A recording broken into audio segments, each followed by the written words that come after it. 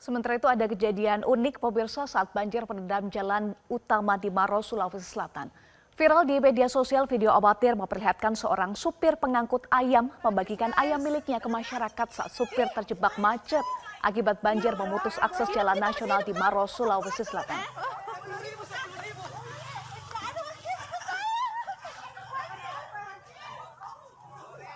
Gratis guys.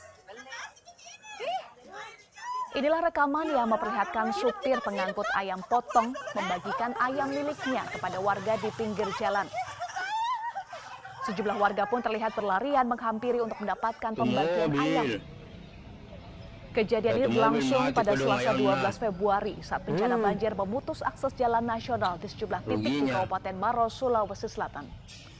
Saat itu mobil pengangkut ayam terjebak macet sejak Senin malam sampai keesokan harinya.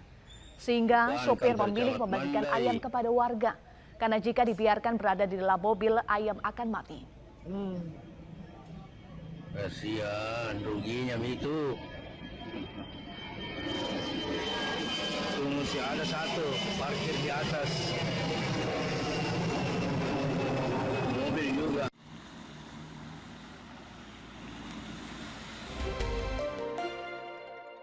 Mas Ubay, tadi kita sudah simak apa yang disampaikan oleh Menteri Keuangan Sri Mulyani sudah menyatakan kalau beasiswa KIP Kuliah, LPDP dan beasiswa Mendikti Saintek atau Kementerian Dikti Saintek itu tidak kena efisiensi anggaran. Apakah dengan pernyataan Menteri Keuangan Sri Mulyani memberikan rasa tenang pelajar kita sudah bisa bernafas lega, Mas Ubay? Ya, saya berharap statement dari Menteri Keuangan itu benar ya, bahwa jatah Kartu Indonesia Pintar baik untuk kuliah maupun di sekolah itu tidak terdampak pada pemangkasan anggaran ini. Meskipun tentu saja pernyataan Menteri Keuangan ini belum menenangkan hati masyarakat.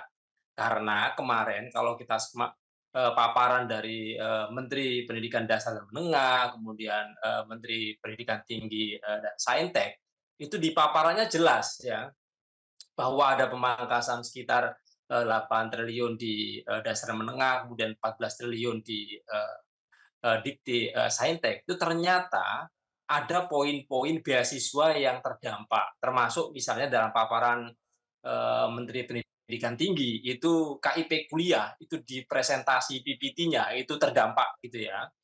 Kemudian di pendidikan dasar dan menengah yang disampaikan oleh Pak Menteri dan juga Bu Sekjen, itu ada tampilan PPT yang beasiswa di level pendidikan dasar dan menengah itu tidak hanya PIP, tapi ada beasiswa prestasi, ada beasiswa unggulan dan jenis beasiswa-beasiswa yang lain itu juga ternyata terdampak adanya pemotongan ini gitu.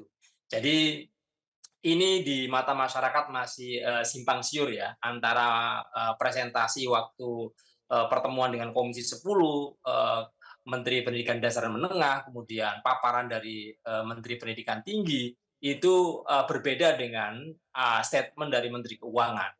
Masyarakat berharap bahwa urusan pendidikan ini baik pendidikan tinggi maupun dasar menengah dan Kementerian Keuangan benar-benar dijaga, bahwa anggaran untuk beasiswa, anggaran untuk program Indonesia Pintar, baik di sekolah maupun kuliah, itu tidak hanya dipotong ya, tetapi ditambah gitu ya.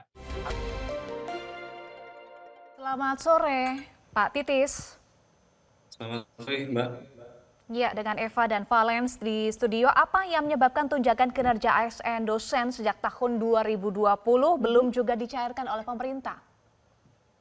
Kalau dilihat dari alasannya adalah nomenklatur ya, Mbak ya, yang sangat sebetulnya itu sudah bisa dianggarkan tapi tidak dianggarkan oleh kementerian istilahnya itu pada pemerintahan pada waktu itu gitu. Oke, apakah alasannya hanya semata soal nomenklatur saja atau menurut Anda ada alasan lain sebenarnya? Kalau alasan lain saya kira tidak ada ya, Mbak ya. Memang di nomenklatur itu dari tahun 2014, kemudian ada lagi tahun 2018, kemudian ada lagi tahun 2020, dan pada tahun 2020 itulah muncul Undang-Undang Nomor 49 itu yang mengatur tentang tunjangan kinerja dosen di lingkungan Kemendikbud pada waktu itu. Namun memang semenjak itu tidak pernah ada tunjangan kinerja dosen yang dicairkan atau dibayarkan seperti itu. Mhm. Ya, terkait dengan pernyataan Menteri Keuangan Sri Mulyani terkait dengan Tukin, apa respon dari Adaksi Yogyakarta terkait dengan pernyataan Menteri Keuangan ini, Pak Titis?